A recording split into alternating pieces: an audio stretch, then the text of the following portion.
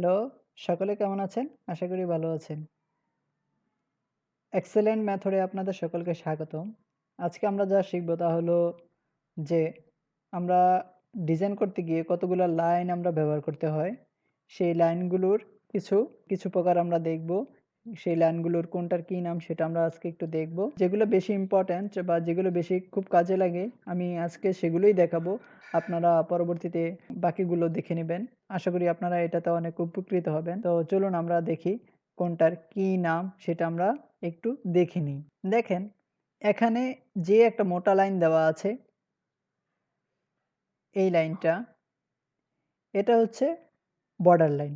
আমরা যখন কোনো সাপোজ ধরেন এটা একটা পেজ, এই পেজটাতে আমরা যখন সাপোজ ধরেন আমরা এরকম একটা লাইন টানলাম। এই যে লাইনটা এই লাইনটা এটা হচ্ছে কি বর্ডার লাইন। এই লাইনটা কি বর্ডার লাইন। আমরা বর্ডার লাইন কোনটাকে ধরি? এই লাইনটা হচ্ছে বর্ডার লাইন। আর এই ভিতরে যে লাইনগুলো টানবো সেগুলো হচ্ছে লাইন হিসেবে, হয়তো ডাইমেনশন লাইন, হয়তো এক্সটেনশন লাইন থাকে, না হয় হিডেন লাইন থাকে, না হয় সেন্টার লাইন থাকে, মানে লাইন থাকে। সেগুলা এই বর্ডার লাইন থেকে চিকন হয়। ঠিক আছে? তো আমরা কি জানলাম যে এটা হচ্ছে বর্ডার লাইন। বর্ডার লাইনের পুরুত্বটা একটু মোটা হবে অন্যান্যগুলোর থেকে। তো আমরা তারপরের লাইনে আসি। এটা হচ্ছে কি? এটা হচ্ছে লাইন। এটা কি? লাইন। ঠিক আছে? আর এই দাগটা আমরা যে দাগটা এখন শিখতে যাব সেটা অনেক বেশি প্রয়োজন পড়ে ডিজাইন করতে গিয়ে। এখানে সবগুলোই প্রয়োজন পড়ে। তো আমরা এটাও খুব বেশি প্রয়োজন পড়ে। সেটা হচ্ছে হিডেন লাইন। যে হিডেন লাইনটা কেন ব্যবহার করতে হয় সেটা আমরা বলতেছি। হিডেন লাইনটা হচ্ছে এই যে এই জন্য ব্যবহার করা হয়। হিডেন লাইনটা এই জন্য ব্যবহার করা হয় যে আমরা কোনো একটা বস্তু আঁকার সময় সেই বস্তুটার ভিতরে কিছু অংশ থেকে যায় যা আমরা সরাসরি চোখে দেখি না। আমরা যেগুলো সরাসরি চোখে দেখতে পাই না সেগুলো ডিজাইনের ক্ষেত্রে দেখানোর জন্য আমরা হিডেন লাইনটা ব্যবহার করি। যেন অন্যান্য ডিজাইনার বা কোনো মেকার যেন দেখে বুঝতে পারে যে এটার ভিতরে কিছু একটা আছে। তারপরে আসি আমরা সেন্টার লাইন। এই লাইনটাতে। ঠিক আছে? Centre line. এটা হচ্ছে কি? Centre line. সেন্টার লাইন হচ্ছে এই সেন্টার বলতে আমরা কি বুঝি? মাঝ। মিডলে যেটা থাকে সেটা হচ্ছে আমরা ধরি কি সেন্টার।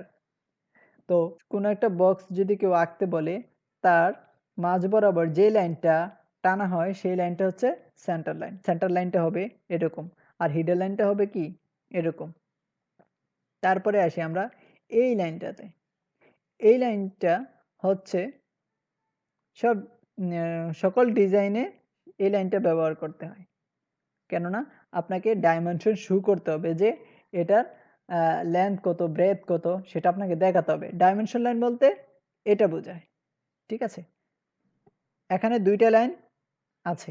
সেটা হচ্ছে এই যে এইটা হচ্ছে ডাইমেনশন লাইন। এই যে এই চিহ্নটা, তীর চিহ্নটা সেই লাইনটাকে বলা হয় কি? Dimension line. আর এই যে এই লাইনটা, এই যে এই দাগটা আছে, ঠিক আছে? এই যে এই দাগটা দেখেন আপনারা, এই দাগটা হচ্ছে কি?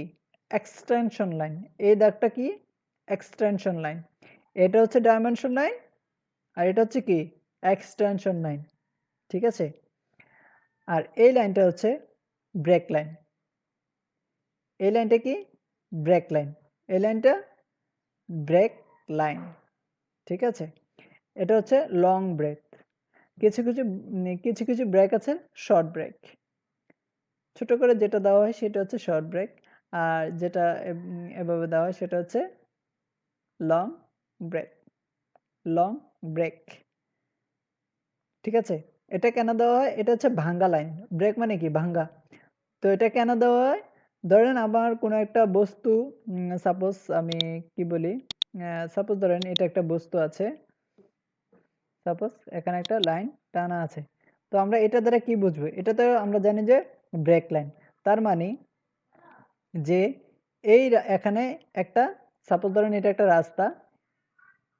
এই রাস্তা থেকে এই রাস্তা মানে আরো কিছু অ্যাড করতে হবে, এই রাস্তাটা আরো অনেক বড় আছে, সেজন্য আমরা এখানে ভেঙে দিয়েছি। সাপোজ ধরেন এখানে এই লাইনটা টানা আছে, এটা একটা ধরি আমরা একটা বক্স, এই লাইনটা টানা আছে, তাতে আমরা কি বুঝবো?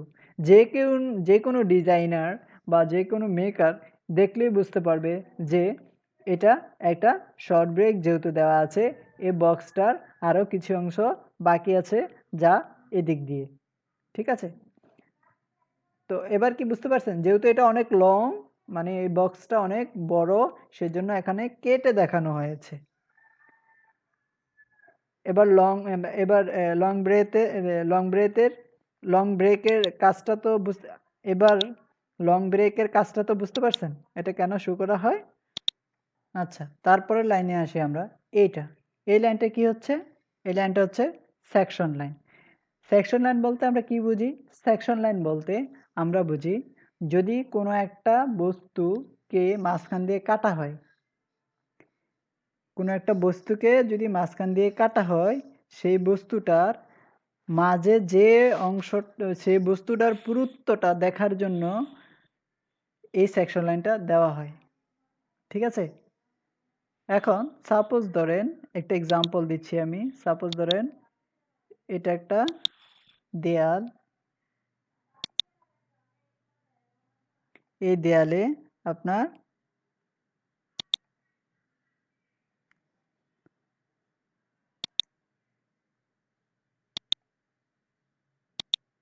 সাপোজ এই দেয়ালে, এটা হচ্ছে এটা হচ্ছে একটা দেয়াল, ঠিক আছে?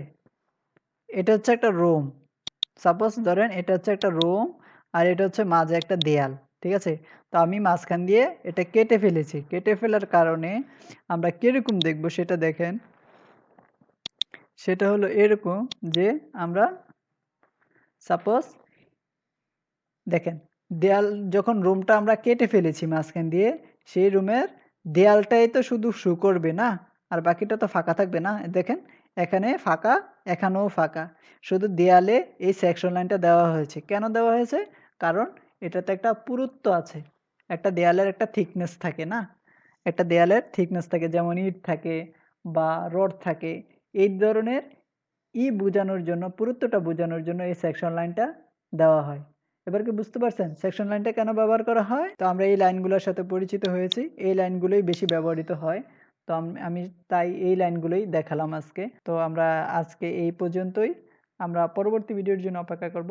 আপনাদের যদি এই ভিডিওটা ভালো লেগে থাকে তাহলে অবশ্যই লাইক এবং শেয়ার করে এবং সাবস্ক্রাইব করে আর বেল আইকনটি ক্লিক করে রাখবেন, যেন আপনারা নোটিফিকেশন পেয়ে যান। ওকে, আজকে এই পর্যন্তই। Bye bye.